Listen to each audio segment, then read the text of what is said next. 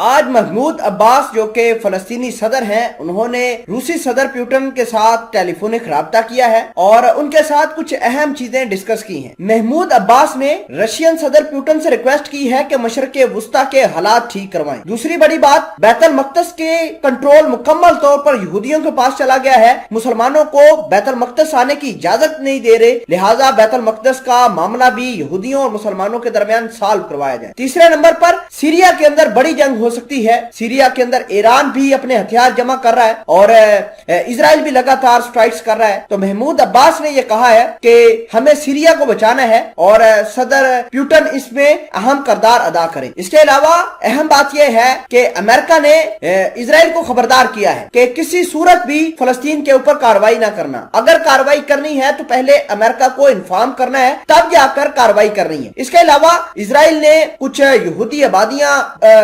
بنانا شروع کی ہیں، آبادکاری کرنا شروع کی ہے ویسٹرن بینک کے اوپر، اور ان لوگوں کو بسایا جا رہا ہے جو کہ دہشت گردی کرنے کے ماہر ہیں، جن کو اسرائیل نے ٹریننگ دی ہے۔ سبھی چیزوں پر ہم روشنی باری باری ڈالیں گے۔ چھوٹی سی گزارش ہے کہ آپ ہمارا یوٹیوب چینل حسنات ٹی وی کو سبسکرائب کریں، پاس موجود گھنٹی کے نشان کو دبائیں تاکہ لیٹسٹ نیوز آپ تک بر وقت پہنچتی رہے۔ سامعین قدر، سب سے پہلے میں آپ کو یہ بتانا چاہتا ہوں کہ محمود عباس نے روسی صدر پیوٹن کو ٹیلی فونک رابطہ کیا ہے اور اس فون کے اندر انہوں نے کچھ اہم چیزیں روسی صدر کے سامنے رکھی ہیں۔ پہلی بات تو یہ ہے کہ صدر محمود عباس نے کچھ دن پہلے اسرائیل کے ڈیفنس منسٹر بینی گینٹس کے ساتھ رابطہ کیا ہے، ان کے گھر پر گئے تھے اسرائیل کے اندر اور بینی گینٹس کے ساتھ انہوں نے ملاقات بھی کی تھی، جس کو امریکہ نے خیر مقدم کیا تھا۔ ناظرین گرامی، اس کے علاوہ آپ کو یہ بتا دیں کہ حماس، حزب اللہ اور فلسطین کی دیگر تنظیموں نے محمود عباس کا دورہ اسرائیل اور بینی گینٹس کے ساتھ جو معاملات طے کیے ہیں اس کو کنڈیم کیا تھا، اس کو مذمت کی تھی۔ اس کے علاوہ اگر ہم بات کریں محمود عباس کی، تو محمود عباس میٹنگ کرنے کے فوراً بعد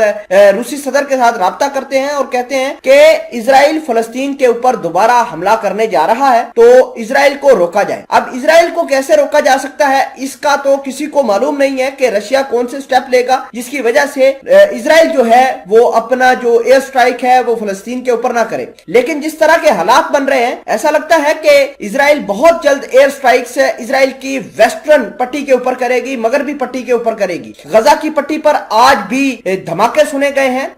حماس کے لوگوں نے 2 بڑے راکٹ جو ہیں وہ اسرائیل کے تل ابیب شہر کے اوپر داغ دیے تھے اور تل ابیب کی کوسٹل ایریاز کو ہٹ کیا تھا۔ ناظرین گرامی، اس کے علاوہ محمود عباس نے بیت المقدس کا معاملہ اٹھایا ہے صدر پیوٹن کے سامنے اور کہا ہے کہ جو اسرائیل ہے وہ مسلمانوں کو نماز ادا نہیں کرنے دے رہے، مسلمانوں پر بیت المقدس کے دروازے بند کر دیے گئے ہیں اور سارا کا سارا کنٹرول بیت المقدس کا وہ یہودیوں کے پاس چلا گیا ہے۔ تیسرے نمبر پر مساجد، اس کے علاوہ عبادت گاہیں مسلمانوں کی، ان کو مسمار کیا جا رہا ہے۔